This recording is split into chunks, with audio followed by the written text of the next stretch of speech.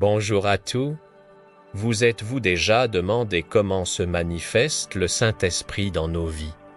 Ce n'est pas toujours par des miracles spectaculaires, mais souvent de manière beaucoup plus intime et profonde.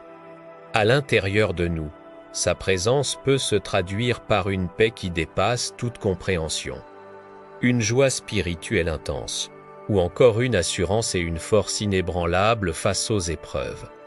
Le Saint-Esprit nous console, nous renouvelle et transforme notre cœur, nous convainquant de la vérité et de l'amour de Dieu. Et puis, il y a les manifestations visibles, ces fruits qui mûrissent dans notre comportement au quotidien, un amour plus sincère, une patience grandissante, de la bonté, de la douceur et une meilleure maîtrise de soi.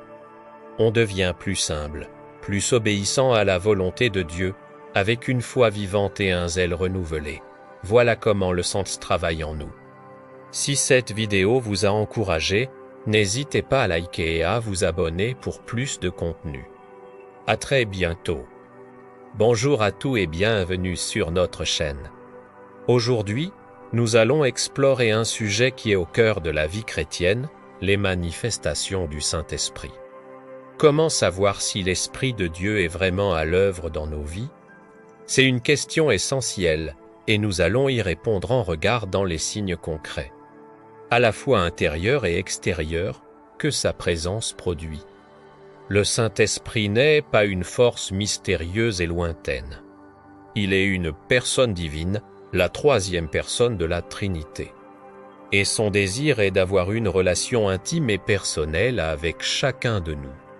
Quand il vient habiter dans le cœur d'un croyant, sa présence n'est pas silencieuse. Elle se manifeste de manière puissante et transformatrice. Commençons par les manifestations intérieures, celles que nous ressentons au plus profond de notre être. La première et la plus fondamentale est la conscience de la présence de Dieu. Ce n'est pas juste une idée intellectuelle. C'est une certitude, une sensation presque tangible que Dieu est avec nous, à chaque instant. C'est cette présence qui chasse la solitude et nous rappelle que nous ne sommes jamais seuls. De cette présence découle une paix profonde. La Bible l'appelle la paix de Dieu, qui surpasse toute intelligence. Ce n'est pas l'absence de problèmes, mais une tranquillité intérieure qui demeure même au milieu des tempêtes de la vie. Quand le monde est en chaos, l'Esprit nous ancre dans une sérénité qui ne vient pas de nos circonstances, mais de lui. Ensuite, il y a la joie spirituelle. Cette joie est différente du bonheur passager qui dépend des événements extérieurs. C'est une joie qui jaillit de l'intérieur, une source qui coule constamment. Alimentée par notre relation avec Dieu, c'est la joie du salut, la joie de savoir que nous sommes aimés et pardonnés. Même dans les épreuves, cette joie peut subsister comme une lumière dans l'obscurité. L'Esprit nous donne aussi une assurance intérieure, l'assurance de notre salut. L'assurance que nous sommes enfants de Dieu, Romains 8 nous dit que l'Esprit lui-même rend témoignage à notre esprit que nous sommes enfants de Dieu. Cette certitude nous libère de la peur, du doute et du besoin constant de prouver notre valeur. Dans les moments de tristesse et de douleur, le Saint-Esprit est notre consolateur. Il vient panser nos blessures, apaiser nos cœurs brisés et nous murmurer des paroles de réconfort. Il ne minimise pas notre souffrance, mais il marche avec nous à travers elle, nous rappelant l'espérance que nous avons en Christ. Face aux défis et aux faiblesses, l'Esprit nous communique une force intérieure.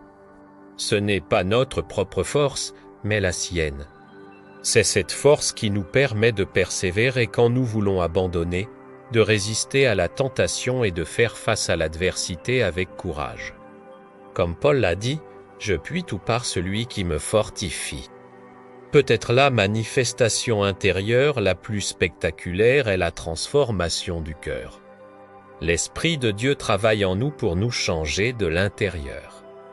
Il prend notre cœur de pierre et le remplace par un cœur de chair. Nos désirs commencent à changer. Nos priorités sont réalignées sur celles de Dieu, nous commençons à aimer ce que Dieu aime et à détester ce qu'il déteste. Cette transformation s'accompagne de la conviction. Le Saint-Esprit nous convainc de péché, de justice et de jugement. Il met le doigt sur les domaines de notre vie qui ne sont pas en accord avec la volonté de Dieu. Non pas pour nous condamner, mais pour nous appeler à la repentance et à la sanctification. C'est un travail d'amour qui nous pousse à grandir. Enfin, l'Esprit apporte un renouvellement constant. Il renouvelle notre intelligence, notre pensée, notre perspective. Il nous empêche de stagner spirituellement et nous pousse toujours en avant, vers une plus grande ressemblance à Christ. Chaque jour est une nouvelle occasion de le laisser nous transformer et nous rafraîchir. Maintenant, ces changements intérieurs ne restent pas cachés. Ils débordent inévitablement et deviennent visibles dans notre vie de tous les jours. C'est ce que la Bible appelle le fruit de l'Esprit, décrit dans Galates chapitre 5. Le premier fruit, et le plus grand, est l'amour véritable. Pas un amour sentimental ou égoïste, mais l'amour agapé. Un amour qui se sacrifie, qui sert les autres sans rien attendre en retour. C'est aimer notre prochain comme nous-mêmes et même aimer nos ennemis. C'est la marque distinctive d'un disciple de Christ. Ensuite vient la patience. Dans un monde qui veut tout de suite, l'Esprit cultive en nous la capacité d'attendre le temps de Dieu, de supporter les épreuves avec persévérance et de faire preuve de longanimité envers les autres, même quand ils nous irritent. La bonté et la bienveillance sont aussi des fruits visibles. C'est une disposition de cœur qui cherche activement le bien des autres. Cela se traduit par des actes de service, des paroles encourageantes et une générosité qui reflète le cœur de Dieu. La douceur est une autre manifestation. Ce n'est pas de la faiblesse, mais de la force sous contrôle. C'est la capacité de réagir avec grâce plutôt qu'avec colère, de corriger avec amour et de traiter les autres avec respect et gentillesse, même en cas de désaccord. L'Esprit développe en nous la maîtrise de soi. C'est le contrôle de nos pulsions, de nos émotions, de nos paroles et de nos désirs. C'est la discipline spirituelle qui nous permet de dire non à la chair et oui à l'esprit, de vivre une vie ordonnée et consacrée à Dieu. Une vie remplie de l'esprit se caractérise aussi par l'obéissance. L'amour pour Dieu se traduit par le désir de lui plaire et de suivre ses commandements. L'obéissance n'est plus un fardeau, mais une réponse joyeuse à son amour pour nous. L'humilité un autre signe clair. L'Esprit nous fait prendre conscience de notre dépendance totale envers Dieu et nous apprend à ne pas nous considérer comme supérieurs aux autres. Il nous pousse à servir, à la manière de Jésus qui alla laver les pieds de ses disciples. La foi vivante est aussi une œuvre de l'Esprit. Ce n'est pas juste une croyance intellectuelle, mais une confiance active et dynamique en Dieu, c'est une foi qui prend des risques, qui déplace des montagnes et qui s'attend à voir Dieu agir de manière surnaturelle. Enfin, l'Esprit allume en nous un zèle spirituel, un désir ardent pour les choses de Dieu, une passion pour sa parole, pour la prière, pour l'évangélisation. Ce n'est pas un activisme religieux, mais un feu intérieur qui nous pousse à vivre pleinement pour la gloire de Dieu. En conclusion, les manifestations du Esprit sont à la fois profondes et pratiques. Elles commencent à l'intérieur par une transformation de notre cœur. Et elles s'expriment à l'extérieur par un caractère qui ressemble de plus en plus à celui de Christ.